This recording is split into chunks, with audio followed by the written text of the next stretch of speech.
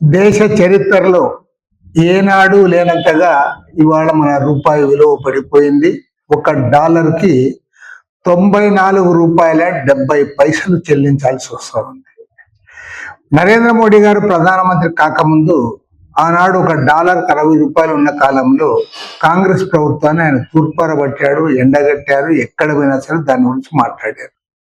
అసలు మన మన నేబరింగ్ కంట్రీస్ ఏవైతే ఉన్నాయో పాకిస్తాను, బంగ్లాదేశ్, శ్రీలంక, ఏ దేశంలో కూడా వారి రూపాయి విలువ దిగజారలేదు. భారతదేశంలో మాత్రమే రూపాయి విలువ పడిపోయిందని చెప్పి ఆయన గగ్గోలు పెట్టారు. మరి ఇవాళ ప్రైమ్ మినిస్టర్ గారిని అడుగుతా ఉన్నాం, మీరు అధికారంలోకి వచ్చిన తర్వాత ఇవాళ ఉన్న పరిస్థితి ఏంటి? రికార్డు స్థాయిలో మన రూపాయి విలువ పడిపోతూ వస్తూ ఉంది. ఈ 2025-26లోనే దాదాపు మోర్ దాన్ 10% రూపాయి విలువ పడిపోయింది. ఇప్పుడు రూ. 94.70 వచ్చింది ఒక డాలర్.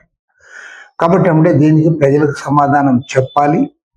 రెండవది, మీరు అధికారానికి రాకముందు ఆ రోజు పేదరికాన్ని గురించి, నిరుద్యోగ సమస్య గురించి, అదేవిధంగా ధరల స్థిరీకరణ గురించి, ధరల పెరుగుదల గురించి పదే పదే మీరు మాట్లాడారు. కానీ ఇవాళ ధరలు తగ్గింది లేదు, పేదరికం తగ్గింది లేదు, నిరుద్యోగ సమస్య రోజు రోజుకి పెరిగిపోతా ఉంది. సంవత్సరానికి 2 కోట్ల మందికి ఉద్యోగాలు ఇస్తామని చెప్పి వాగ్దానం చేసిన మీరు ఆ వాగ్దానాన్ని నెరవేర్చలేకపోయారు. ప్రజల మధ్య అంతరాలు విపరీతంగా పెరిగిపోతా ఉన్నాయి. ధనిక పేద వర్గాల మధ్య తారతమ్యాలు విపరీతంగా పెరిగిపోయిన నేపథ్యంలో రూపాయి విలువ కూడా పడిపోయి ఇవాళ యుద్ధం ప్రభావంతో గ్యాస్ కూడా దొరకని పరిస్థితిలో ప్రజలు ఇబ్బందులు పడుతూ ఉన్నారు.